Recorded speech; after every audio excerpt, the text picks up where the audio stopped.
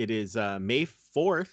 So you know what that means for a lot of folks, right? May 4th. Any guesses here?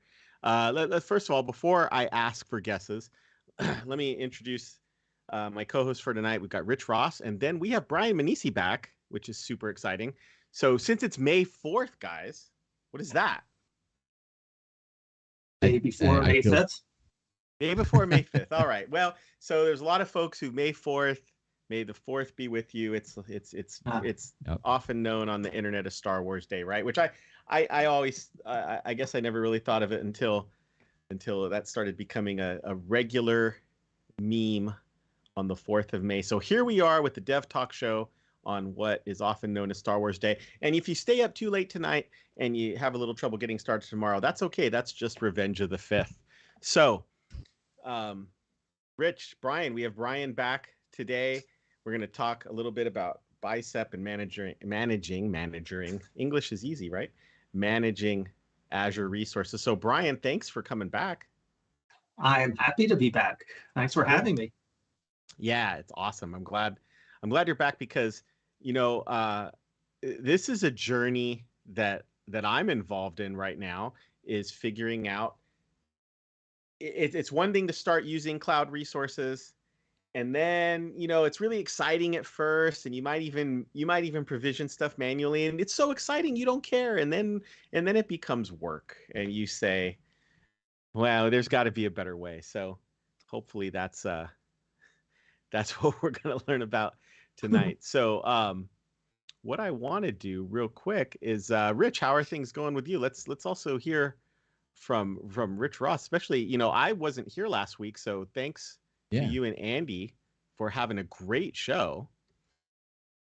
Yeah, it was a lot of fun. It was really neat to see Andy go through Playwright and be able to do some of the testing and show how that tool works in the browser for some of the UI components. So that was a lot of fun.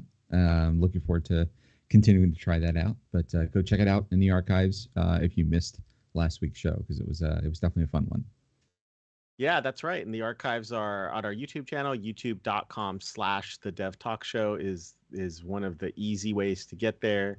You can also just hit video.thedevtalkshow.com, right?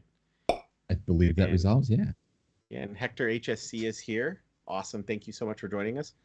And welcome, everybody. So, you know, before we get started tonight, with listening to everything that Brian is going to teach us about a smarter way to manage Azure resources than what some of the things, you know, if we took a side journey to some of the things that I've seen done or have been a part of, wow, you know, this is a real breath of fresh air.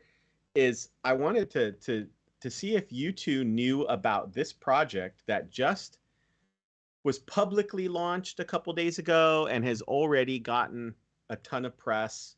I think if I have my screen shared correctly, switch over. Yeah. There we go. So this is exciting, I'm sure. It's called PyScript, and it doesn't require anything other than your web browser, because I'm not going to tell you that I know how this is implemented, but when we go down and look at a little bit of code, I think we can guess a little bit. But you can see just in the couple days since their first public announcement, if you could see, maybe you could see they've got almost 6,000 stars here on GitHub and almost 300 forks. And you just, all you really need is VS Code and the live server extension, because this is how you get started with it. You have a script that points to pyscript.js and I guess the style sheet, and that's kind of it. Then what you can do is, within tags bounded by PyScript, py-script, you can start writing Python. And so, like, for example, this is the first hello. This is, of course, the hello world example. And then if we go a little bit further, they talk about how, hey, you know, what if I define a function and then call that function and write a little Python in here? So they've got this function where they're computing, they're using a mathematical method to compute pi, and they'll print it out here for you. You know, this kind of takes me back Does it? I don't know if it reminds either of you of maybe some older days, especially I don't know, classic ASP maybe, right? Mm. I think PHP is very similar. At least it can be very similar. Um, so what I think is exciting is I am not one of those folks that is always trying to get out of JavaScript. I actually enjoy JavaScript, but I do think it's great when you can use the language or the platform that you have, experience, the skill set for your team, just to be able to say, hey, let's keep using that skill. I think that's really cool. I'm always excited about that stuff. So Yeah, that's pretty cool. I mean, Python has a ton of uses, not just web pages, but a lot of the data analytics teams use those. So there's a lot of great capabilities. So it'll be interesting to see how much of that is exposed through here that you can do in the browser. Yeah, anytime you can avoid installing something on your own machine, that's a good thing. yeah, I think that's a key takeaway too, is because I think generally speaking, Python is probably the leading language for data science. We have all these data scientists that are perhaps coming to coding through Python, and now here's some on ramps to say, okay, instead of having to learn another language, you can take a little bit of what you've done, take your Python work, and maybe you can expose it just on any plain old website. Um, and I think that's really cool. So Python is something that we haven't focused too much on this show, but believe me, it's been in the back of my mind for a long time that we should really jump in. I don't know that we necessarily. I mean, we could look at this, but we could also look at back end stuff like Flask and I'm trying to remember. There's the name of the other Flask. I think is like the API framework, and then there's a front end framework, and I don't remember the names, but yeah. So that was it. I just figured, hey, if anybody hadn't seen it, PyScript is out and got popular very quickly. It'll be neat to see how this goes. So I'm gonna Definitely. if I can figure out how to not share. All right. So That's cool. I mean, any other news? I that was the big one. I know we are coming up on. We are not too far away from Build, right? From It's Microsoft. all Yeah, over. It's all over the doc sites. Miss the Microsoft.com. Yeah. It's got to be right around the corner. I don't remember the exact date, but I think it's within. Heck, I think it's we're next week. May 24th, May Oh, okay. 24th to the 26th. So it's the last week right before everybody goes away on vacation here in the U.S. for Memorial Day weekend. So. Oh yeah, that's right. That's right. All right. Well, hey. So waiting to see all the at least the topics of the sessions that are going to be there, and then staying tuned that whole week because there'll be a ton of announcements from all the various products as they kind of map to that event as a common time point to share what's going on. Yeah.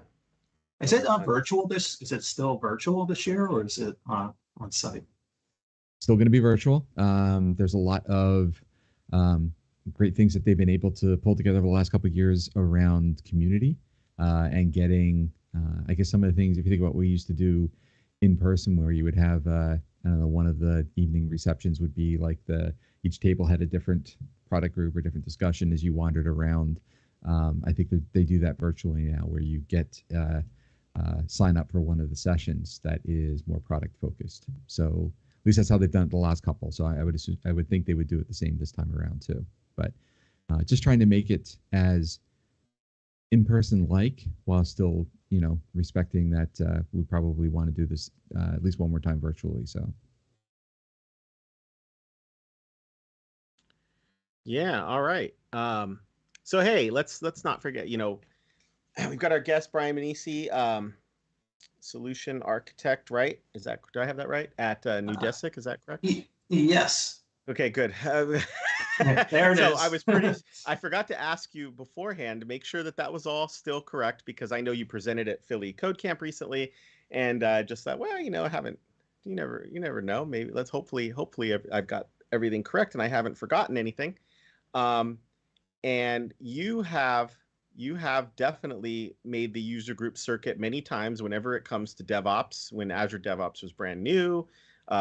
Beforehand, I remember a lot of times you'd come in and talk about, remember we used to call it Visual Studio Team System and all kinds of things about just managing resources and your development resources. And so tonight we're happy to, we talked a little bit about kind of the hybrid DevOps path with, say, GitHub Actions, but combining that with Azure DevOps. And we mentioned Bicep, but we didn't actually dive in and look at it. So I'm super excited to hear about this and just listen to you for a bit. And then I'm sure, hopefully we can maybe just look over the language and learn more about what it's about. And just, I can't wait to ask some questions. So Brian, I'd love to turn it over to you and just learn more about this. Sure. So, we're going to first talk about at a high level what Bicep is, in case somebody doesn't know. And then we're actually going to talk about some advanced stuff with Bicep. Not so much the easy stuff, but some of the advanced scenarios where we can start using some of the things that Bicep gives us. It's like a Python type of approach to writing ARM templates. So, okay, cool. So let's talk about what Bicep is. Like, what is it? Well, what it is a domain-specific language for ARM templates, and it's for Azure.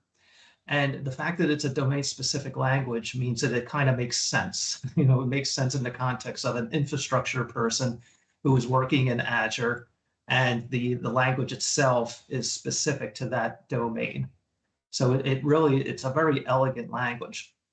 And it's declarative. So if you go look at a ARM template, which is a Json file, I mean, some people would say that's a declarative type of thing, but it's really, to me, it's not. It's very difficult to write and read, and it's a lot of it's a lot of bloat in it, where this is a very concise way of writing the same things. And I will actually see what this looks like when you compile it to a ARM template and how much different it looks in an ARM template than it does in a Bicep file. Right. So it does create that abstraction layer on top of the ARM template, makes it much easier to work with and understand. So like I said, the goals are to provide that abstraction layer, make it easy to learn. And if you understand infrastructure, Azure infrastructure, and you understand ARM templates, it's almost like a zero learning curve to write it in Bicep, because you understand the concepts, you understand what you're trying to do, and it's a simple syntax thing at that point. So if you have any Python background, you'll find that it's very easy to move into Bicep rather than writing in ARM templates. Now, of course, if you're not an infrastructure person, or you're not familiar with Azure infrastructure and what it takes to do or create those resources, then Bicep is going to be a much bigger learning curve, because you have to learn that other stuff first in order to write this stuff. So you have to have a good understanding of the different resources and how they're configured.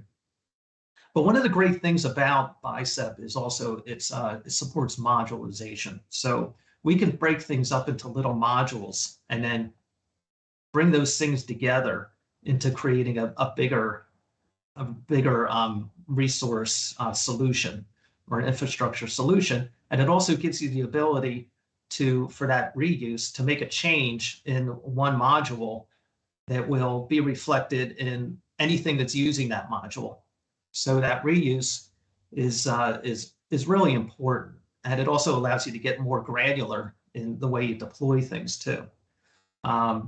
So I think that's about it. Yeah. So let's, anyone have any questions before we go and look at some code?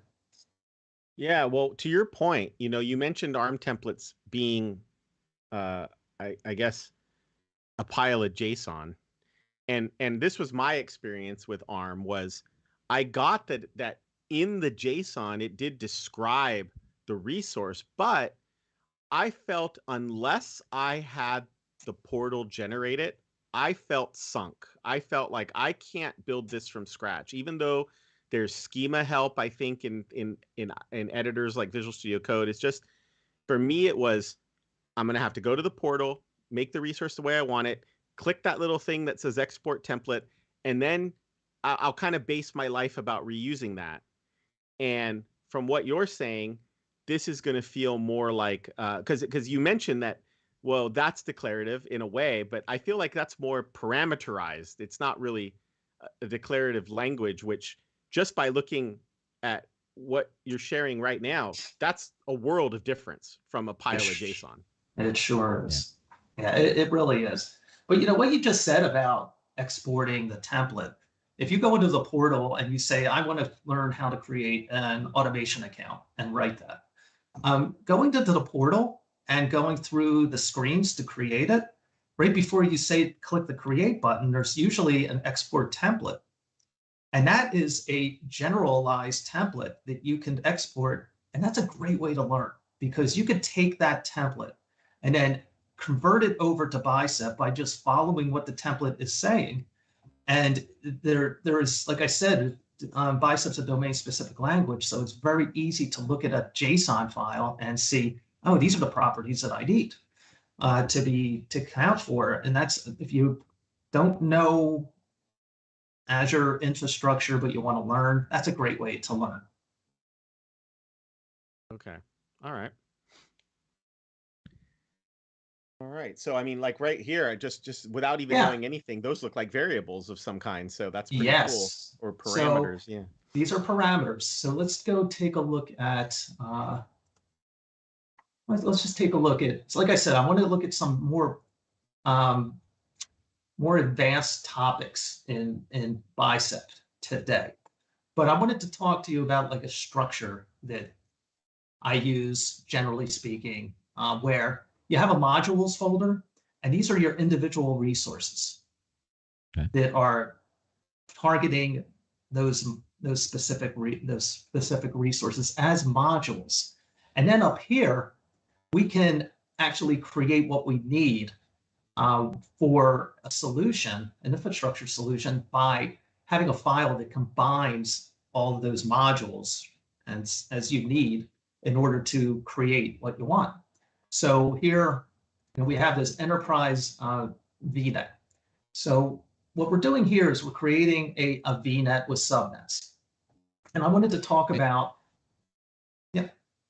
Just to clarify, so VNet is nothing more than a virtual network in Azure. Exactly. Right? So it's just like you would create a network on premises, you could create a similarly addressed and modified environment in Azure. That is correct. Yes, that is correct. And you can also peer that VNet with your on-premises network too, through VPN or whatever you want to connect your on-premises network to Azure with. But this VNet is going to use some things like loops, conditions, and arrays in order to create what we need. So you can see here we have parameters that we pass in. And these parameters are the same things that you would see in a JSON file, the parameter list, but much more concise. And it's much easier to write. So we have tags, of course. It's the blight of all of us, I think, is tags and having to account for tags. But what I wanted to get to here is that our location, first of all, we can use a function within Bicep called resource group.location. And that can automatically default to the resource group or the location of that resource group, so that when we go and create these resources, we're gonna inherit what we wanted to what we did within our call to run the Bicep file or the JSON file. So to show you what that would look like here,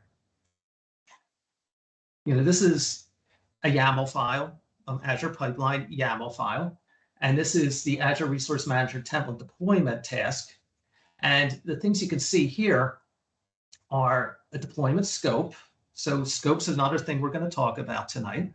So this is saying this is a resource group scope, which is very important because you can also have other scopes like subscription scope, tenant scope, more than just a resource group. But most of the stuff that you do is within a resource group. And you can see part of this, this task is passing in the location. So this is where you would have East US, East US 2, whatever the region is that you want to create your resources in, which is basically your data center. So this, in fact, sets that location for this entire template call. So if we come back here, we can see we're calling a JSON file, because what you would do first is compile your Bicep to a JSON file, an ARM template, in the build stage. And then within the deployment stage, you would actually just call that JSON file to deploy. So you're really just calling the ARM template like you would do. It's just the way you're authoring that ARM template is in a much more elegant way of doing it. So if we come back here to what I was talking about here, this location, we don't have to put a location in here. We've just inherited it from that task. So resource group.location is going to use that location that we said at the task level. Now, coming down to here, when we're creating a VNet, some things we need are, of course, a subnet. So this could be a list of subnets. And within Bicep, the subnets are an array. You can have an array if you want to have more than one subnet. And this array is basically, this is a variable rather than a parameter, but it's an array of subnets. So you can see here we have name value stuff for the subnet name, the CEDAR address prefix, and also the private endpoint network policies. Now, in this case, we're creating a bunch of subnets and we're parameterizing it. So we're passing it in as part of the deployment stage of an Azure pipeline. And this is important because you may have different address CEDARs, for example, address subnet prefixes based on the environment that you're in, dev, test, prod, QA. So this allows you to pass in values, but still reuse the same script across different environments. So as you can see over here, I have enterprise environment here, but these scripts will be used for dev, test, QA, and prod. The same thing. The only thing that's going to make it different is the values that we pass in for the parameters. So that reuse is really good. It's rather than having, let's say, a dev Bicep file and a test Bicep file. You can parameterize it and make it general. So we have subnets, and then we have service endpoints, because within subnets, you can specify what the service endpoints are as far as what can contact in this subnet. So we're saying, Azure Cosmos DB can be connected to this subnet, and it will be an endpoint that you could reach. So when we come down here, and you can see here, we have a module. This module is this vnet.bicep module. And when we specify a module, we have to say what the path is to that module. So we're going up a level over here, and then coming down into the modules folder. So that's what that's saying. You need a name for the module, and then you have a param section. And these are all the parameters that you could pass into that module. So you can see here, subnets is an array, address prefixes, that's a string, and so on and so forth. So service endpoints is also an array. Now, when we come over to this VNet module, what we see here is we have another parameters list, because we have to, within a module, we have to specify what the parameters are, so we know what to pass in. If it's not here, we can't pass it in. And the fact that you can default things means that we don't necessarily have to pass this in if we want to have false. We would only want to pass it in if we wanted to make it true in a certain situation. So by defaulting things, you can really collapse the number of parameters you have to pass in as part of your running or calling this Bicep file and running it. All right, so when we come down to the resource, we have the way that it's structured. You have resource, the name of the resource, which in this case is VNet, and then the type of resource it is with its API version. So this is virtual networks resource, and this is the API version of it. And if we wanted to see what that looks like, we can do stuff like this. And you have Intellisense. And this will give you all the different API versions that exist for the VNet resource, going all the way back to 2015. So, and some of these will show preview depending on what the resource is. So this is the API version, and the different API versions might give you more capabilities, more things you can do with a VNet than the previous API versions. That's usually why you would have a new API version, to expand the functionality or fix bugs or whatever the purpose is. So this resource also needs a name. So we're passing in the VNet name. And this is going to be the name of the VNet when it gets created, and then the location. And then we have tags. And then down here, we have our address prefixes for the VNet. And this is going to be the address range of the VNet. You have to specify that. And then with the subnets, we could see that if you wanted one subnet, you don't need to use this array. You could just have a subnet. But for this, we have an array that's been passed in, and you can see here what the syntax looks like. It's a for loop. And as everybody knows, who's a .NET developer or a Python developer, for loops are great to have. And now we have this capability within Bicep to give us ability to go through arrays, to iterate through arrays in a way that makes sense. In a Json file, it's a copy index thing. And when I compile this, you'll be able to see what that looks like. So with this for loop, we're having that subnets array, and then each time it goes through, we have subnets. So the name is going to be subnet.name. And then we have properties here. The address prefix is subnet prefix. And these things exist in the array that you pass in. So we have up here a name, a subnet prefix, and a private endpoint network policy. So you can see all these things show up and they work. And this service endpoint is an array, so we're just going to pass in the array.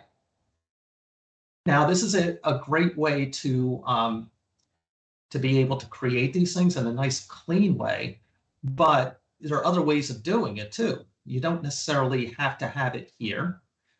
This is a nested type of thing, but if we wanted to have a subnet outside of this, and we wanted to create it, then we could do something like this, where say resource, subnet, because we have to name it.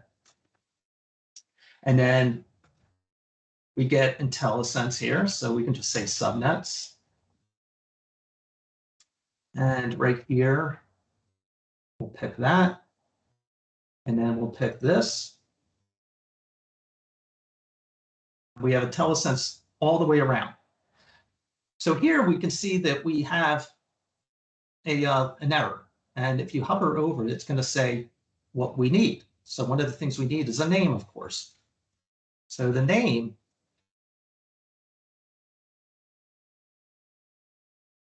we wanted to do something like this. This being alone, we're going to need to incorporate the VNet name in it with a / and then the subnet name, because it needs to know what the VNet is. So if we were going to do it this way, one of the key and use a variable, one of the things we can do within a string is use this type of syntax around that parameter, because it's within a string, and then my subnet. Yep. So and as a C# developer, that looks familiar. Right, exactly. But since we have the VNet here, we have the ability to specify a parent, in this case, of this subnet. So one thing that we would do is, what is our parent? And if we say VNet, this resource, this thing automatically goes nuts because we're specifying the VNet name here, but we already told it what the parent is, so we don't need that. So without the parent, you have to have the VNet in this name. Without it, you can just do something like this. Okay. And then, of course, you have your properties. And then our properties, address prefix, hello, I'm not going to put anything in there.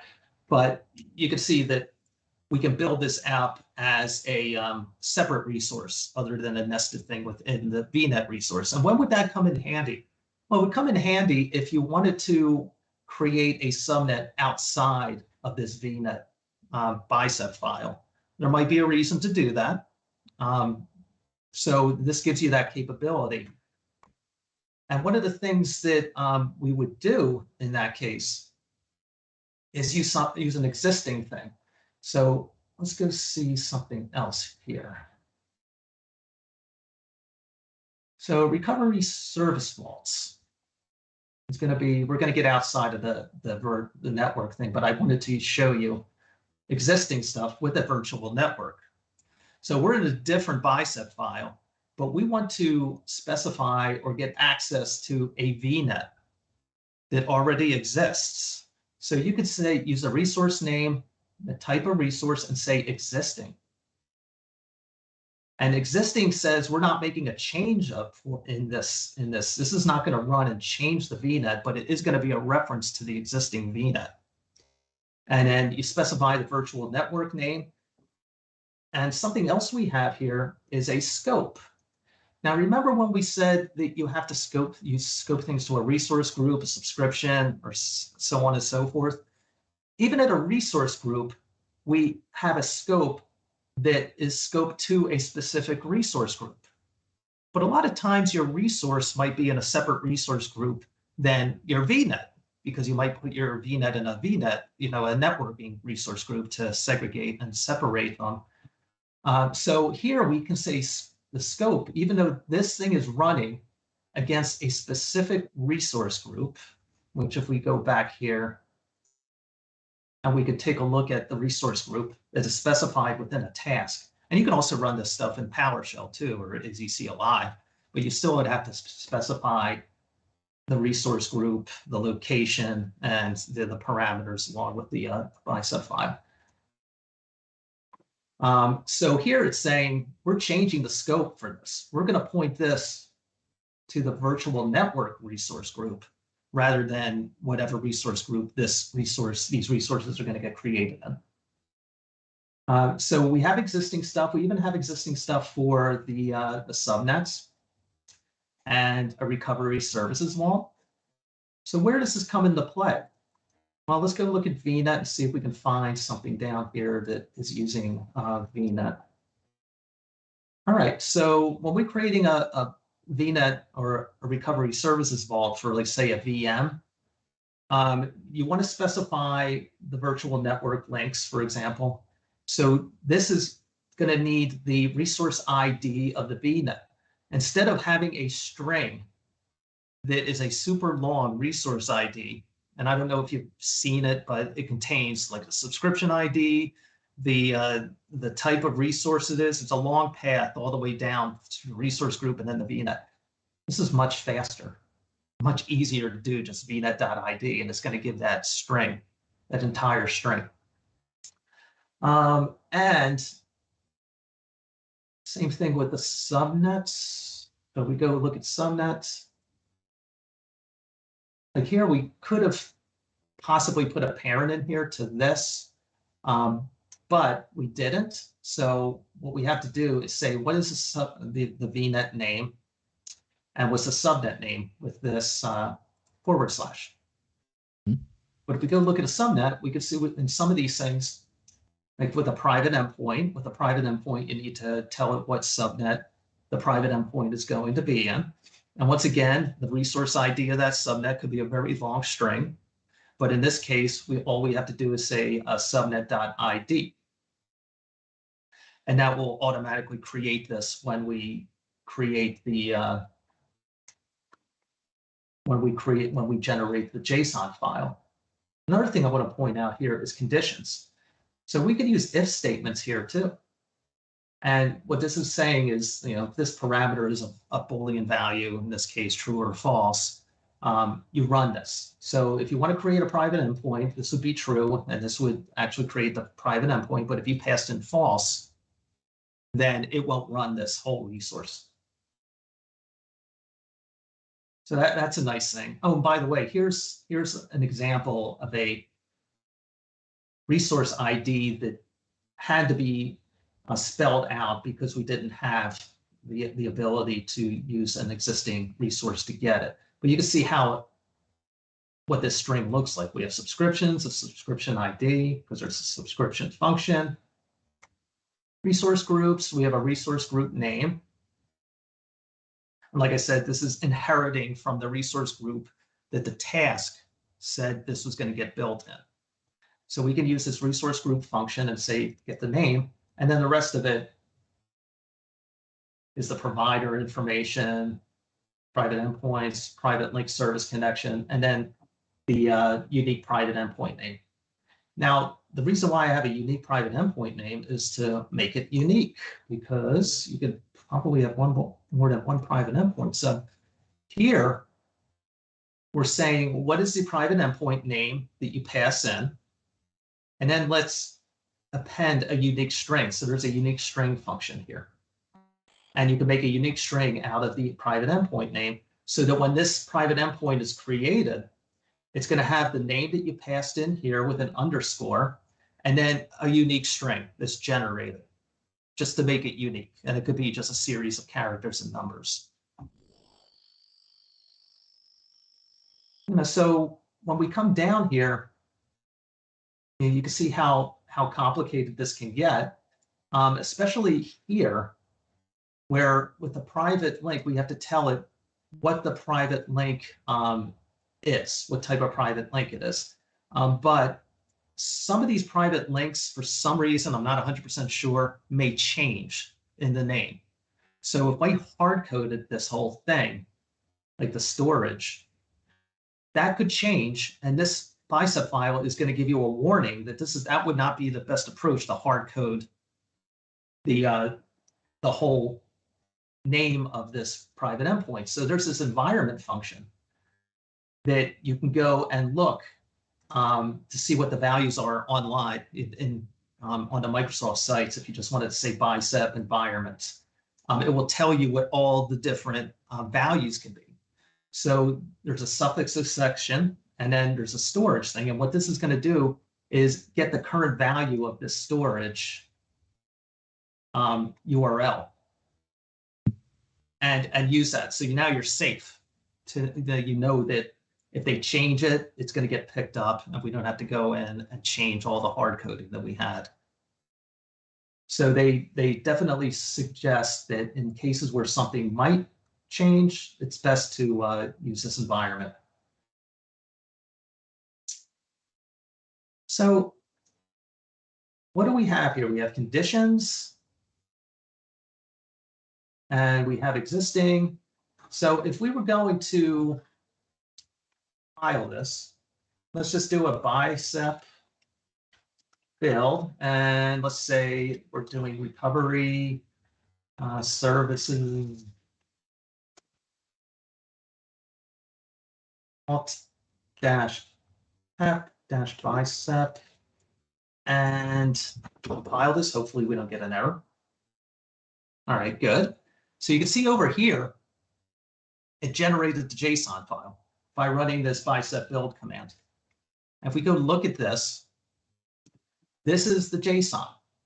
We have parameters, which are definitely more words and things. We have this unique private endpoint name that uses this format function. So you see it gets more complicated here also. We have conditions here with the private endpoints. We have resource IDs that were generated by, let's say, that subnet.id that we had. This is what you would have to do if you were going to write it in a JSON file in order to get that. It's a lot of stuff here. A lot harder to do. And this was what the ARM template generated. So this is how it sees what this string is you would have to generate in order to have the subnet resource ID. Whereas right here, this is all we had to do. Yeah. Huge difference. Plus, you can understand what's happening there. At least I feel like you understand what's happening there. Yeah. Compared to looking at the output JSON and going, well, I guess that does what I want. Right, exactly.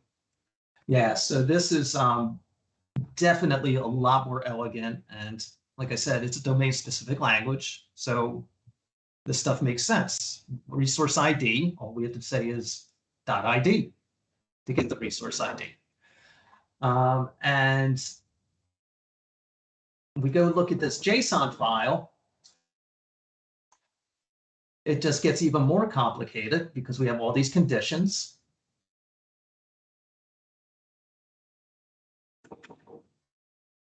So we have all these depends on. So what would you rather look at, this or the JSON file? I would personally rather write this. Yeah, and now you so you showed that one of the outputs of this can be an ARM template, right? Yep. And that ARM template was also parameterized so that the same parameters would be used with it, I think. Exactly. So it has the same parameter list that we have here. RSV name, location, private endpoint name. RSV name, location, private endpoint name. So all those things get generated as ARM template parameters. Okay. And then I'm really fascinated by this module idea because the limited times I've tried using Bicep, I've kind of just written a little file that got something done. I probably didn't use it really to its full potential. Couple parameters, get something built, get a resource built, but not in a modular fashion. So there's really I really didn't get any code reuse benefit. Right, exactly. So it's important to architect this in a way so that it is reusable, and you can take these modules and combine them in scripts to build your solution, rather than doing the same code over and over again in different files. Yeah, definitely. That good old don't repeat yourself mindset.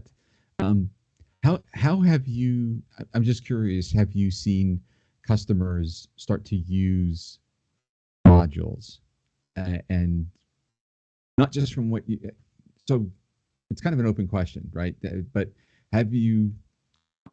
I see what you have here, and you have that one common way of referring to a VNet or an API component, but where does that get created? Is it the developer that creates that? Or are there other groups that kind of create those and have a stack of modules that get shared? In my case, it's me. So it's on the DevOps side. And, DevOps is, the linchpin between the developers and infrastructure. So really a DevOps person should know both sides of the equation here. So I did all of this. I would probably say whenever I go into a client, they probably never heard of Bicep because this is relatively new.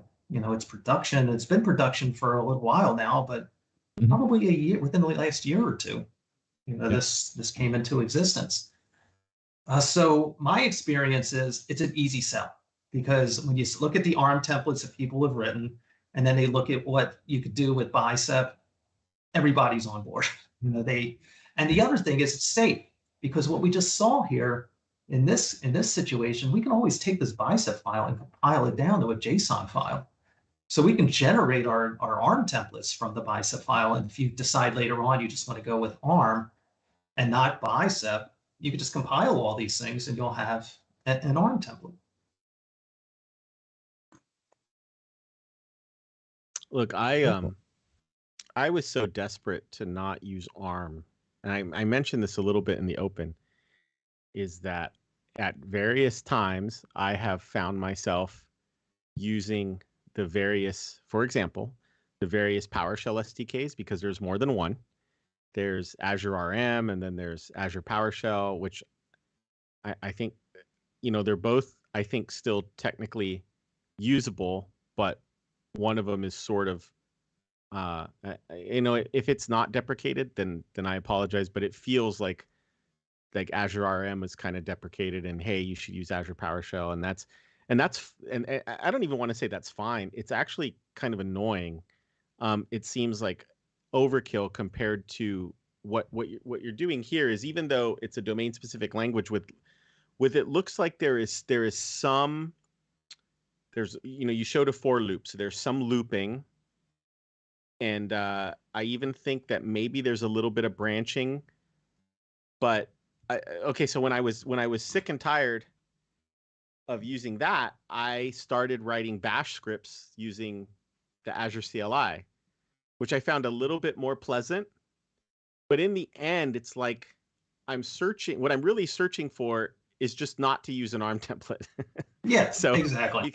you can see that I'm like leaping any way that I can to say, can I? And the reason why was when they go and look back at it later, I wanted to be able to read what happened. And It's hard to read an ARM template, but it's easy to read a Bicep file. Right, right. And so now, as far as using these, I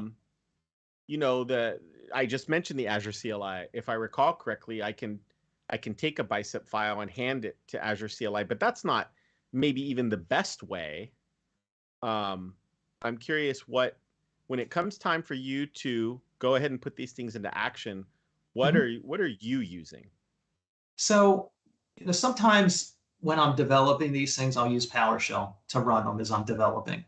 And that's running it locally. So you have the ability, just as long as you have the credentials, you can run things locally using PowerShell. The problem with PowerShell is that, you could create all Azure stuff with PowerShell, right? And even AZ CLI.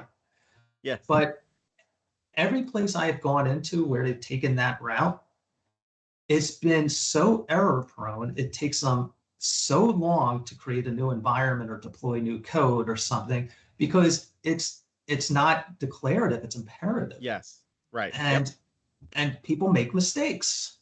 Especially if you're running scripts manually or something, you can make mistakes in the order that you run things. And I don't advise, if you have an enterprise solution, to have it be in PowerShell. I've gone into places where they've had everything in PowerShell and we've rewritten it in ARM or Bicep. Right. Yeah. Because it's exactly what you said, is that if you're using an SDK to build up your resources, you're trying to describe to the system, you're trying to tell it, hey, here's how I want you to do it. First do this, then do this, then do this. Where Bicep/ARM is more like, here's the blueprint. I don't actually care how you do it. Just make sure it looks like this when it's done. And that works. That solves the problem of your script having to detect what's already out there. Is it a half-built set of resources? And that's where the pain starts coming in. Because I mentioned that these are solutions. I really wanted to bring up, like, here are the things I've tried to do just to get around ARM. And so then you find yourself writing a lot of code to say, now, hold on, before I go making this resource group, let me check if there's that resource group. Okay, now before I make this Azure SQL database, let me check if there's this Azure SQL database. And it's like, oh, this method isn't better. I really want to just hand you a specification. I just want to say, okay, you know what you're doing, Foreman. Here's what I want you to build. Yeah. But describing that in ARM was so painful that I was willing to go the other way. And what I'm excited about with Bicep is to say, okay, now I'm in something I can read later. And I'm back to that here, Azure. Or, I don't know if it's right to say here, Azure, but here, whoever's executing this, I don't really care how you get this done. And I don't care what you've already got built. Just make it look like that. Right. Yep. So you mentioned executing in PowerShell. What about, like, if I have a Bicep file, where else can I go with it for production? So one of the things that I talked about when I was showing this is within a pipeline. You generally would want to do this in a pipeline. Okay. Yep. Where you have, All right. gates and things, approval gates, and Mm-hmm. you have traceability. So you can use these tasks, Okay. Azure Resource Manager template deployments. And this is within an Azure pipeline. This is generally the best way to do it. You can also have within a pipeline just PowerShell, AZ PowerShell or AZ CLI to run these Bicep files. So you do have a choice, but this is more of the built-in way within Azure pipelines to do it. And it really, I would recommend doing it this way from a pipeline perspective. Now, within a pipeline, you need to build that YAML file, or not that YAML file, but the Bicep file. So here, okay. this is a template to build the Bicep file. So this would be run in the build stage. So you would pass this stuff in, and you have a task called Bicep install. So this installs the Bicep CLI on the build machine that you're running it on. And then it has a Bicep build. And this, you could just point to a source directory. In this case, Bicep up here, and say it's multiple. And what it will do is it will compile all of these things into JSON files. And you don't have to worry about where these exist as far as a hierarchical folder structure, because if we run something like this, let's see.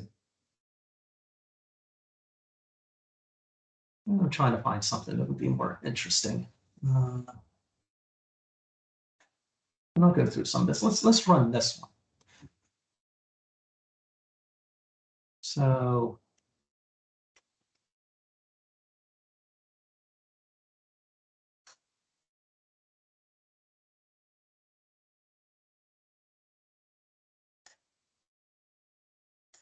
Okay, so you have data.bicep, which is not in the root Bicep folder. It's in an enterprise environment Bicep folder. exactly. And it's a sibling of the modules folder. Yeah, and theoretically, just when you were looking at that YAML a second ago, theoretically, you would have directed Azure DevOps pipelines to say, hey, just build this folder. And I guess it's going to build everything in there. It's going to be able to take care of everything you're looking at in core, in modules, in enterprise environment. But now you're just going to run one of them. Yes, exactly. Yeah. And you can see here it's using modules. Yeah, and the Bicep files itself seems to know what its dependencies are. So yep. So you don't have to. You could do it depends on. You could do it Okay. depends on if there is nothing that you're using here that specifies something up here.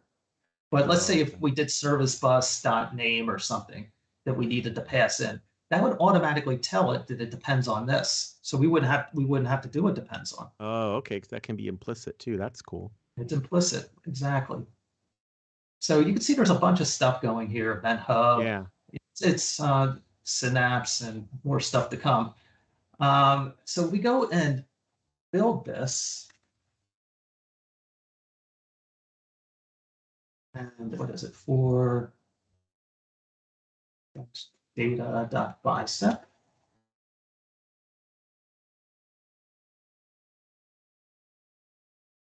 All right, so it created and it also gives you some warnings too. And a lot of these warnings are things you don't necessarily have to worry about, but you should look at them and see if you can correct these things. But if we go look at this JSON file now, because you can see this is a pretty complicated Bicep file. This is all now within one JSON file. Everything that was in there, all those modules, everything. It's not multiple JSON files. You have to worry about the folder structure, paths, and all that kind of stuff. It's all baked into here. And you can see you have your parameters. It's a long parameter list. We have firewall stuff for variables. It's all getting generated automatically from the Bicep file. So we have SQL Server, and then we see this deployments thing. This means that it's using a module. So it's using that module as a separate deployment. So if you go to Azure, you would and go to the deployment section of the portal for your resource group, you'll see these as all individual nested deployments within the overall deployment. So like down here, it gets very complicated because you have sort of deployments and then nested parameter lists underneath. And now it's creating a namespace stuff. And then there's another deployment section because we're using another module, and you can see how complicated it is. But it works. Yeah. It works. You don't have to worry about what that looks like at all. It's how complicated it is because it just works. You pass in the parameters that it needs, and it's just going to work. So I appreciate what you're saying now is that your working folder for your Bicep files, you've worked hard to get some code reuse, to modularize, parameterize. In the end, you get generated the one big ARM template, and then back in your pipeline, that pipeline task doesn't really care that it came from Bicep. It's just like, yeah, here's a JSON file. And I actually want to grab the name of that task, which I'm going to Azure Resource Manager template deployment. And the reason why I want to grab that and make sure I get that in the show notes is because if you go to the Bicep documentation, the example they give you is using the Azure CLI task. And you had just gone through why, yeah, sure, you can do that, but here's the next level play is what you're doing. Right. And, this is Azure Pipelines. GitHub Actions has all this built-in stuff too. Individual tasks and actions. It has a great Bicep integration task in there. So this is just the way you would do it in Azure Pipelines. And you can see here that data one, all I did was say, we just want to point to this one JSON file that has all these different things in it, all the modules and stuff built into this one file, and you just pass in like the infinite number of parameters. And the parameter list gets pretty long, as you can see here. But you can't get away from that. You need to pass in the values that are needed. And that is kind of a pain that you have to have all these parameters, but there's no way of getting around it. So here you can see how long this thing is. I mean, it's goes on forever and ever and ever. I would never write this by hand. And I think the thing is that we start, what I might get out of this is I want to start to think of this output even as like a bytecode. I'm not going to look at it. I know that it's there, and I know that I can theoretically open it. But what I'm going to open is the Bicep code, and then I'm going to, just like I do, heck, just like you do with all kinds of languages, just like you do with TypeScript. Like, you don't look at the generated JavaScript. You say, I live in this higher level of abstraction where I get more work done. And if the output is this bytecode JSON stuff, fine. I don't care. That's not important to me. Yeah. And, it does get a little complicated as far as, if you have a complex resource type, but it's still meaningful in the way it's written. Like this Synapse one. Within Synapse, we have the same parameter list, but you can see there are tons of parameters that you would pass in. And we can see here we're using a storage account module where we're passing in the storage account, but then here we have a Synapse resource, and we're passing in the name, location, identity is system assigned, and you have Intellisense there, so we can go do something like this. And all I have to say is, thank God I have this in source control. And you have the Intellisense there, which is great. You don't have that with JSON. But some of the things you have here, you have to do data lake storage. So you have to pass in the count URLs and all that type of stuff. And you can see here, one thing that we have here is an output. If you looked at a ARM template, you know that you could have outputs from that ARM template that can be used in other ARM templates. So this storage account, if we go look at it, it's not that hard to write the storage account, but we see we have this output and we want to get the storage account ID. So we're just saying, hey, storage account.id. In an ARM template, it would be much harder to get this or to write this storage account ID, as you know. But we can reference this output within the Synapse one by saying DLS, which is the name of the storage account module right there, dot outputs, and then the name of the output. Storage account ID. A very elegant way to handle outputs too. That's pretty cool. But even coming down here, we can see we have a lot more stuff that you would have to pass into to configure the Synapse resource, including, in this case, we have nested resource here. And that's another thing I wanted to talk about is you can have nested resources within a resource. Now this Synapse one has a SQL pools section to it. So we can have a SQL pools nested resource that's part of this parent one automatically. And this right here is how you would create the dedicated SQL pool. The same thing with Spark pools. It's listed as big data pools.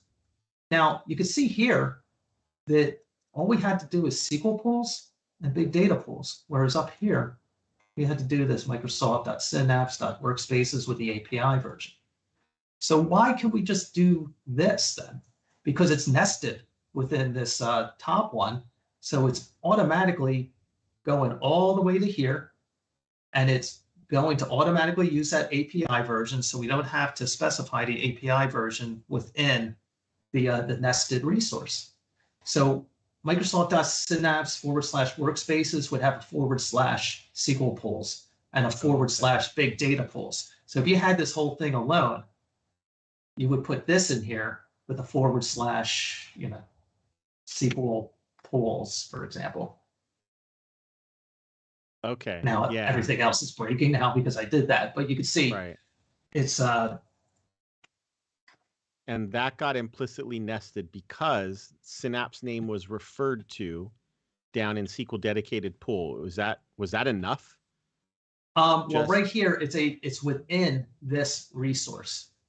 So you can see here this left line here. Okay. Here it's one line over. Yeah, my eyes didn't see that right away. Yeah, it's hard to see. Now that you showed it, yep. Too. No, so that's how we do it.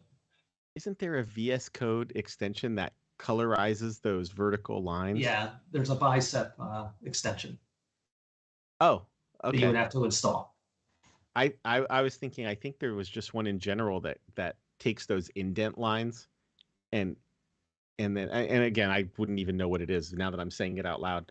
But I think it takes indent lines no matter what programming environment you're using, and it gives them color so that you immediately see, that's red, that's that's while you're working. I wonder if I can find that. Yeah, I might have to install that.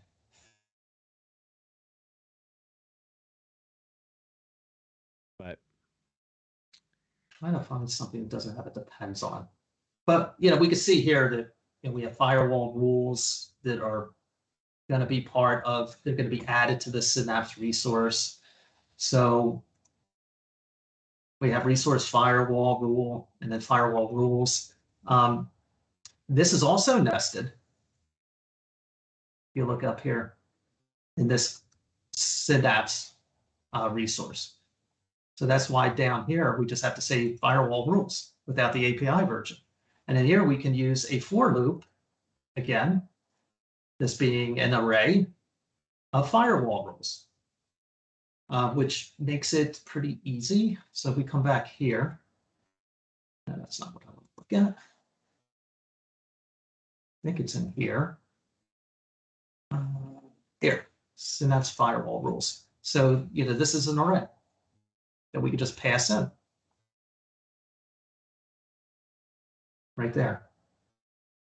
One thing I'd like to do is keep the parameter names the same across, these things, so it's just easier to understand. So if there's a parameter name called Subnet firewall rules within a module, if I'm going to use it, I'm going to use the same name for it here. Just so it makes it easier to understand and follow. But once again, you can see we're looping through it. We have firewall rule.name, and then firewall rule.start IP address, so on and so forth. All the things that are here: name, starter IP, and IP address. So let me see here. So I like the modules and the reuse that happens across them. And yes. if I remember you saying at the beginning, if you have something in a module, the only way you can change what's in the model is if those parameters are essentially exposed at the start of the module itself, right? Right. So while reuse is great, I think another thing is having, if you think of infrastructure as code in a corporate organization, saying if you're going to deploy a storage account, you've got to have a private endpoint on it. And you could almost create a module then, or not almost, you could create a module then that implements that rule and doesn't give you the ability to overwrite it. Exactly. In this specific one, we don't have a private endpoint, but like you said, you can have private endpoints, and you could either bake it in to the whatever Bicep file that you're using, or in this case, you could have it as a module, and you can see here there's a private endpoint.bicep module that is, generally speaking, can be consistently used across most private endpoints, but in some situations, private endpoints are implemented differently. Okay. For, let's say, Azure Monitor, adding a private endpoint there is actually dangerous because you screw it up, you could ruin all the subscriptions. No one would be able to get to Azure Monitor. So some of these private endpoints, you have to be very careful. But most of them will follow this same pattern. If we go look at this, we have private endpoints, and we're passing in the information, the group ID, the private link service ID. We technically could have had a subnet as an existing, but we want to use a specific subnet name. So that's why it's written like this. And you do private DNS zones, because part of private endpoint is you need a private DNS zone, and then you need private DNS zone groups. So this is a lot of code that you would have to write over and over again if you baked it into one of the modules that you're using it in, like the SQL one. Yep, that's a fair point. So yeah, having that be its own module. But it looks like this. It's just one thing. Yep. Cool. So it's the same thing as any programming language. You want to make things reusable. You don't want to rewrite the code over and over again.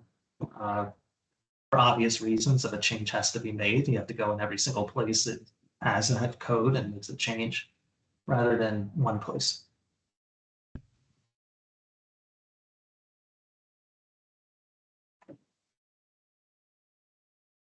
So let's see here.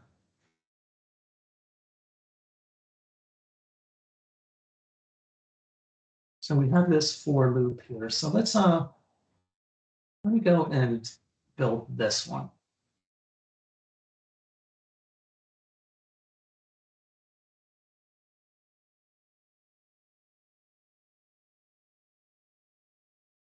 So Bicep build, and then Azure SQL.bicep. Okay. So here, we had that for loop down here, which is an elegant way to do it. But in JSON, the implementation of that is not as nice. And hopefully I can find it in all of this, which may not be possible because there's just so much stuff in here. Let's see. Private endpoint name. Private endpoints. Private DNS zones. Private DNS zone groups.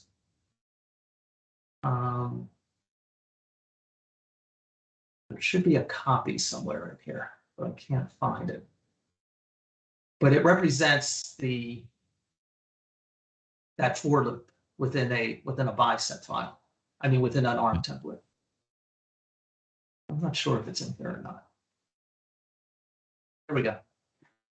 Copy index for firewall rules, for example. This is a for loop. This is the generation of a for loop. This is how you would do it. Copy. Like, what does this even mean? It's even hard to understand what this means. It's not written in a way that, as a developer, you would think it should be written. However, this is. It's done in a way every developer is, it just makes sense. Yeah, exactly. In any language. Yep, exactly. So this is, these are a lot of the advanced stuff that you would do within Bicep. What we talked about, the scoping, existing for loops, all those types of things that allow this to be a real language, a powerful language. Yeah, that's what I was trying to think of, is the use cases for some of the what I would consider the language features. And like, you've got the for loop there, but if I was briefly looking in the documentation, and they talk about some other things they talk about too. Oh, I'm in the wrong. I went to the wrong thing. I have to make sure I'm in the Bicep documentation, and they basically show like if else and some other things. So, I mean, I guess I'm sure there are use cases. I was just trying to think in my head. I wonder what like a real world use for some of these other things are. Certainly parameterization is key, because I probably want to create multiple. Once I figure out one deployment, I want to be able to reuse that in other places. Maybe it's based on a resource group. Maybe it's based on a subscription. I don't know. Yeah, exactly. But another thing here is, this is pretty common to any C# developer, this condition, but the question mark. Oh, okay. Yeah. Okay. That's a good one. By the way, I want to talk about this a little bit, because something that I discovered yesterday and the day before. With log analytics and automation accounts, if you want to connect this log analytics and link it to this automation account, and you're in East US or East US 2, they have to be in different regions. This log analytics, if this automation account is in East US 2, this has to be in East US. If this is in East US 2, this has to be in East US. So up here, this is where I'm getting the log analytics location. So if the location that's being passed in for the automation account is East US 2, make the log analytics location down here be East US, else make it East US 2. So that's a weird thing that only affects East US and East US 2. You don't have to do this with the other regions. So there is some implementation where an error was made of some sort, and this was the workaround. But this is something that you don't really discover until you get into the nitty-gritty details of creating the Azure infrastructure. And how did I know that this was the case? Because when I went and created the automation account, I had them both in the same region, and it wasn't showing as linked. Even though in log analytics it showed as linked, in automation accounts it did not show as being linked to this log analytics workspace. So then I Googled, and this is what we found. So there are a lot of intricacies when you create Azure resources that you have to be aware of. And a lot of it is just experience. You'll face it along the way.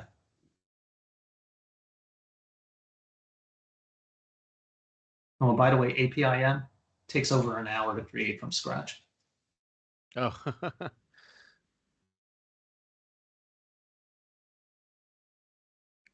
So there is, besides there being extensions, there is at least, and look, there's so many settings in Visual Studio Code that it's hard to know, but there is at least one setting called bracket pair colorization, which it will start highlighting the indent guides for when you have sets of curly braces that are aligned. So that might sort of work with this, because you can see that Bicep is curly brace based, but other languages that maybe aren't, I don't think it necessarily jumps in there. I got really interested in it because I said, okay, you know, what would that look like to? Yeah. And it's built in. So if you go to settings. Oh, no. Yeah, no, listen, you might turn it off. You might turn it off. I'll get it later. But it's not going to break anything. But it's a setting called editor.bracketPairColorization.enabled, and you set it to true. And then now all of my brace pairs, the leftmost brace pair is gold, the next one is purple, and I haven't gone further on to see what else it does after that. But I thought that was kind of cool. And then, of course, people who I think want more power, there's a whole bunch of extensions out there. And in fact, a blog post from the Visual Studio Code team from September of 2021, talking about how they made bracket pair colorization 10,000 times faster in response to these different extensions trying to identify these points in the code. You know, I guess there's API where Visual Studio Code is telling it, okay, here's where I'm going to put an indent guide, and it was slowing things down. So it's interesting, the rabbit hole you go down. It's like, first I said, like, oh, I just want to see if I can get colors there based on one thing you showed me. So that's cool. Yeah. That's what we always learn, something new here, right? Yeah, absolutely. I'm going to give that a try. If we just experiment with it and say, because we've done that before, we just said, well, let's just try it. Yeah, just as long as you can turn it off. Yeah. I set it to true, and then in the settings JSON, and it takes effect immediately, and then I set it to false, and it went away. So good. I'm gonna have to give that a try. Pretty cool. All right. So that's everything that I think I wanted to cover. So some tips for you on creating modules, and I'm just going to observe that, and I don't know if this is because you find this to be a good way or it worked for you and you're still kind of discovering maybe best practices, but from what I'm seeing, you seem to have modules per, maybe I'm not totally right about this, but like per resource type. Yeah. There's one about Service Bus. There's one about storage accounts. There's one about App Insights. There's one about Azure Firewall. Has that been a good way for you to work, to say, let me dial in on how to get a particular Azure resource spun up, and then I will reuse that? Yes, and the reason for that in this situation, we have enterprise environments. This is going to create all of the resources for an environment, okay, which is a bunch of stuff. Mm-hmm. But once it gets created and you want to make a change, you don't want to necessarily run all of them again. Let's say we just make a change to Azure SQL. we can create a pipeline that just calls this one module. Just because this is called in the modules folder, it's still a Bicep file that can be called directly. All you have to do is pass in the parameters. Okay. So Okay, cool. the idea is we create micro pipelines for each one of these individual ones, so we don't ever have to run this whole thing again, because that could get dangerous. You don't know what type of effect that will have when you get sign off on an environment as a whole. You don't necessarily want to be running this whole thing again. Okay. Yeah, I was curious, some insight as to, why you chose the pattern you did, and that makes sense.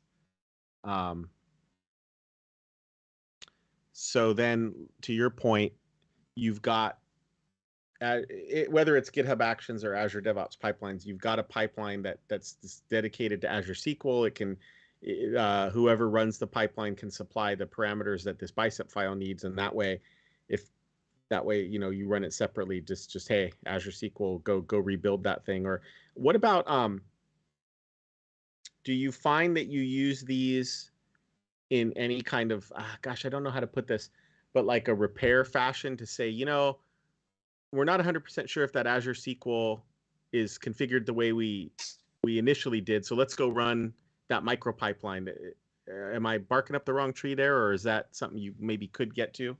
No, you definitely could. You could do that if you have configuration drift, for example, where somebody went into the portal and changed something.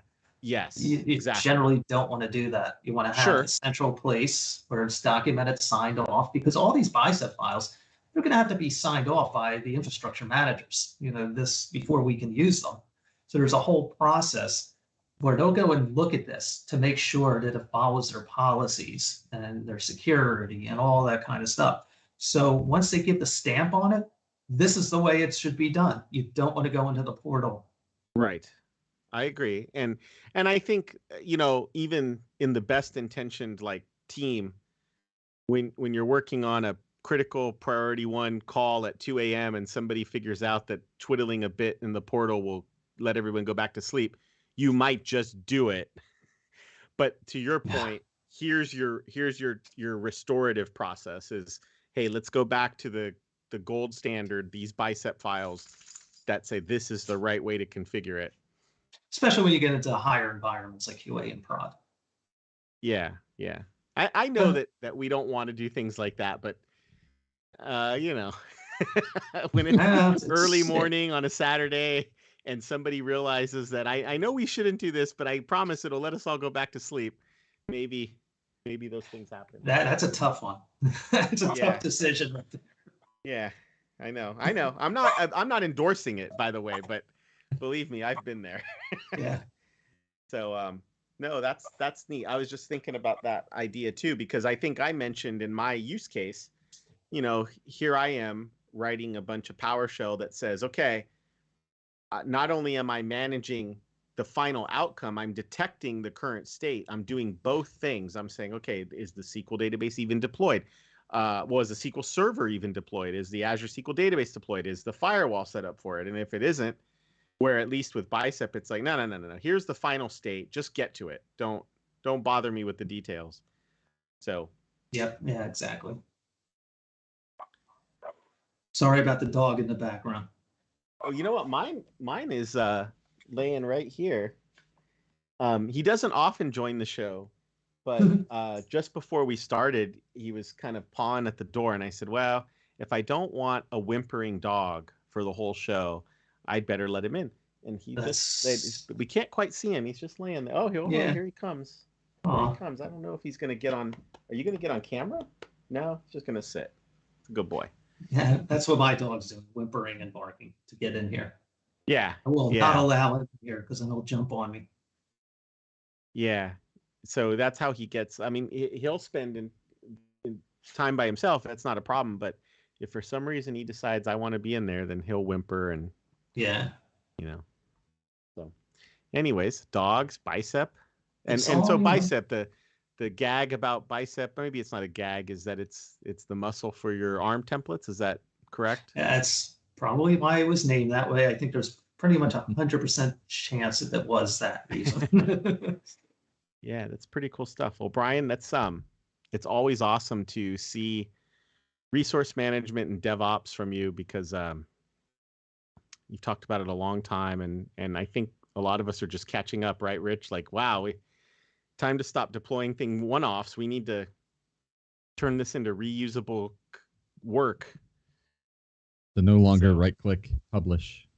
Yeah, the portal is like the right-click publish of Azure, right? Well, let's look at it this way. You have 4 environments you have to create, right? Yep. Dev, test, QA, prod. The hard work is dev, writing all this stuff.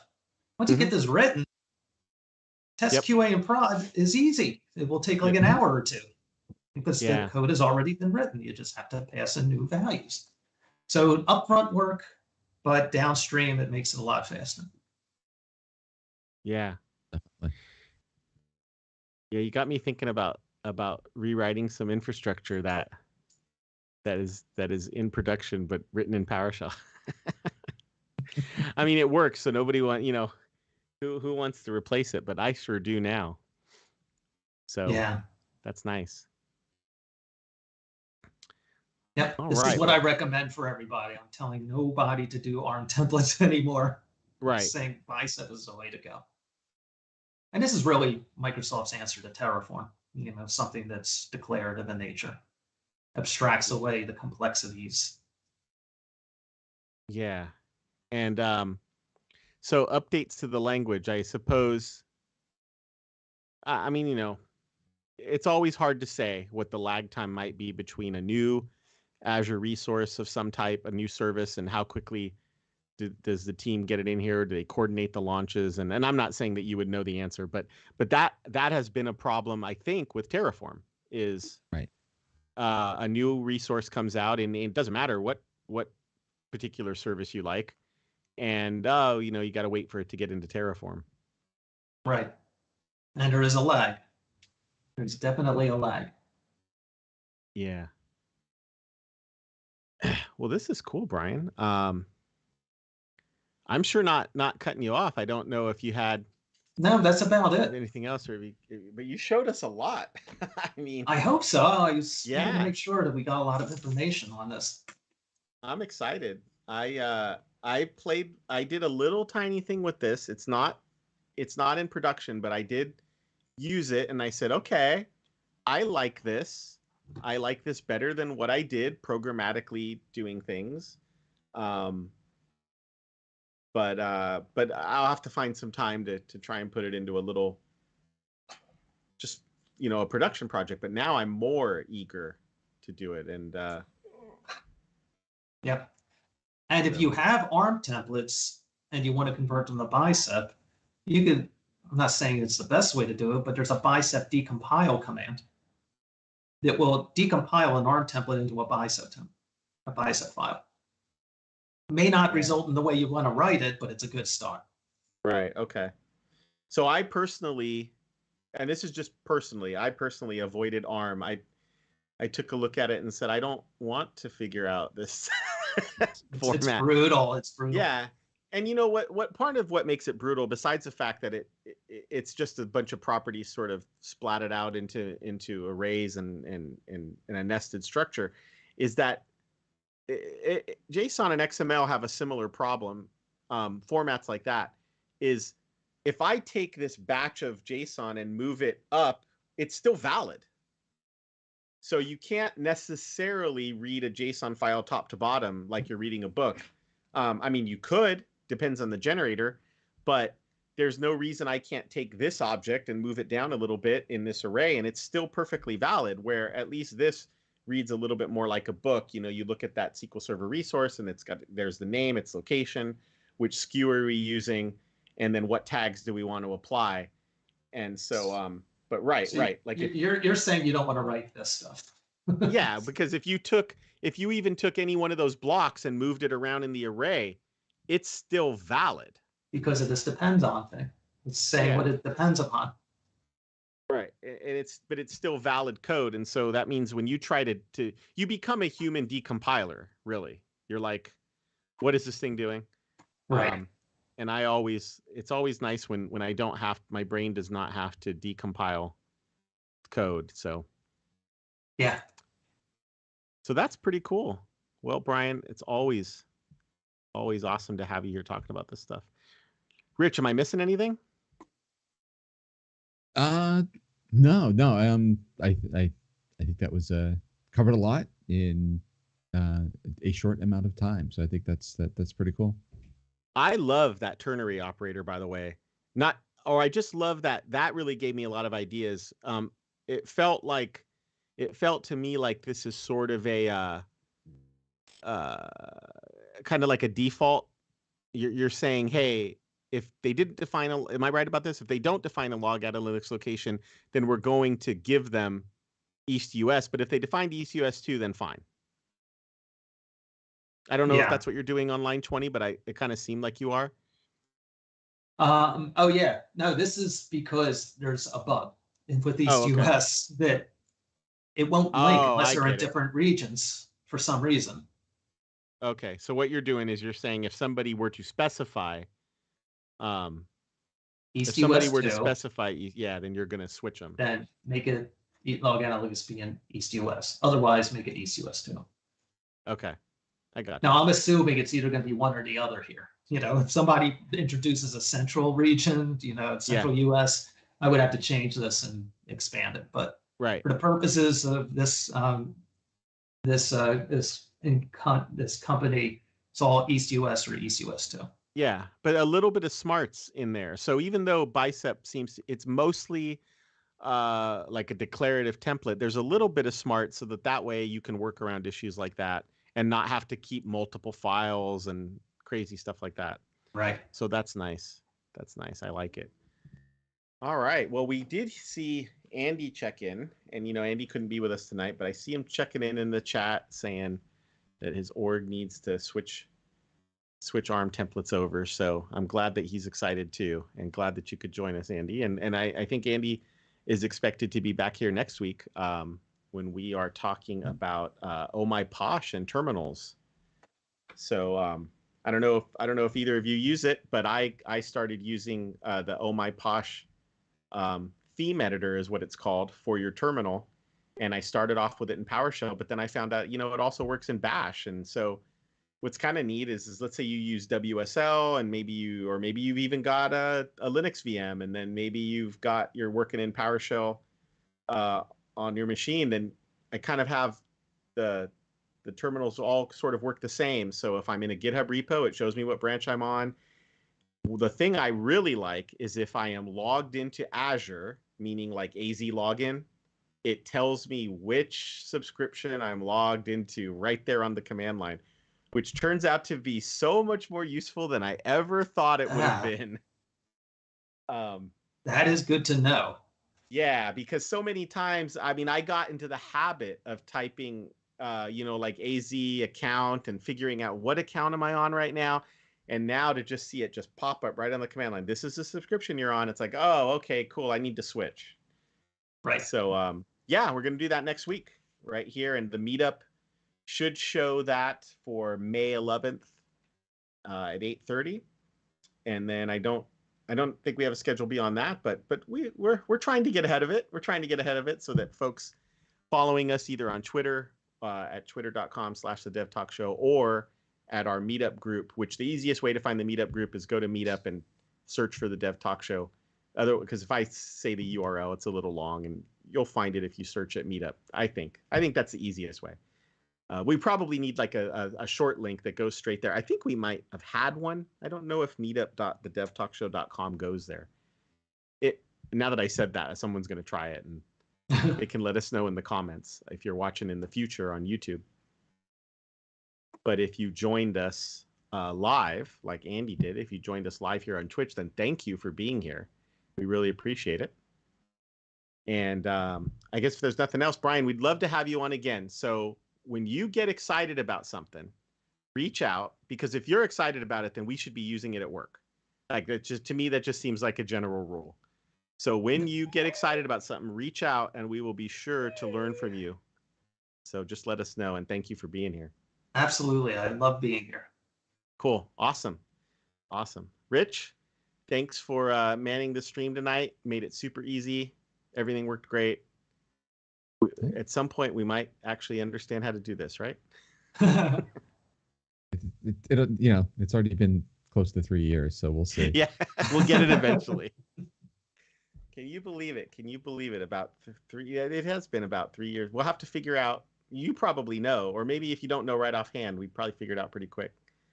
What's that? So, the anniversary date of the Dev August Talk 7th. Show. Oh, see, look at that. That's awesome. All right.